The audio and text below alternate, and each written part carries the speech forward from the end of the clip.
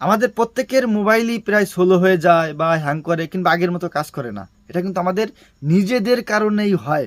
আপনি সামান্য ২-৩টা কাজ করলেই কিন্তু আপনার মোবাইলটি আবার আগের মতো ফাস্ট হয়ে যাবে আর হ্যাং করবে না। কিভাবে করবেন চলুন আজকে দেখিয়ে দিচ্ছি।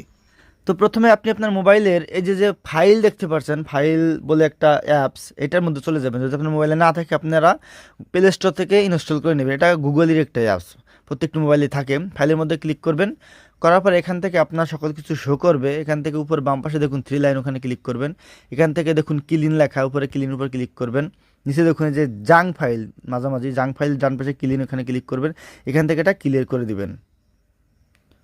ওকে, দেখুন এত এমবি কিন্তু ক্লিন হয়ে গেল, আপনার ফোন কিন্তু আগের থেকে ফাস্ট হয়ে গেল। এরপর আপনি চলে যাবেন প্লে স্টোরে। প্লে স্টোরে চলে আসবেন, আসার পর উপরে ডান পাশে আপনার জিমেল লোগো থাকবে, ওখানে ক্লিক করবেন। করার পর দেখুন ম্যানেজ অ্যাপস অ্যান্ড ডিভাইস, ওখানে ক্লিক করবেন। এখান থেকে উপরে দেখুন ম্যানেজ লেখা, ম্যানেজ উপর ক্লিক করে ইনস্টল লেখা, ইনস্টল আবার ক্লিক করবেন। এখান থেকে নিচে দেখুন নট ইনস্টল লেখা, ওখানে ক্লিক করবেন। এখান থেকে এই যে অ্যাপসগুলো, এই অ্যাপসগুলো আমার ফোনে একসময় ছিল, আমি ইউজ করেছি, কিন্তু ইউজ করার পরে আনইনস্টল করে দিয়েছি, কিন্তু আনইনস্টল করে দেওয়ার পরে কিন্তু যায়নি, যে কারণে আমার ফোনটা স্লো হয়ে গেছে। আমি এগুলো সিলেক্ট করে দেবো, ডান পাশে যে ঠিক দেওয়ার চিহ্ন সিলেক্ট করে দেওয়ার উপরে ডান পাশে দেখুন ডিলেটের অপশন, ওখানে ক্লিক করবো। এখান থেকে আবার রিমুভ করে দেবো। ওকে, আপনার ফোন কিন্তু আগের তুলনায় সম্পূর্ণভাবে ফাস্ট হয়ে যাবে এবং হ্যাং করে থাকলে হ্যাং করা বন্ধ করে দিবে।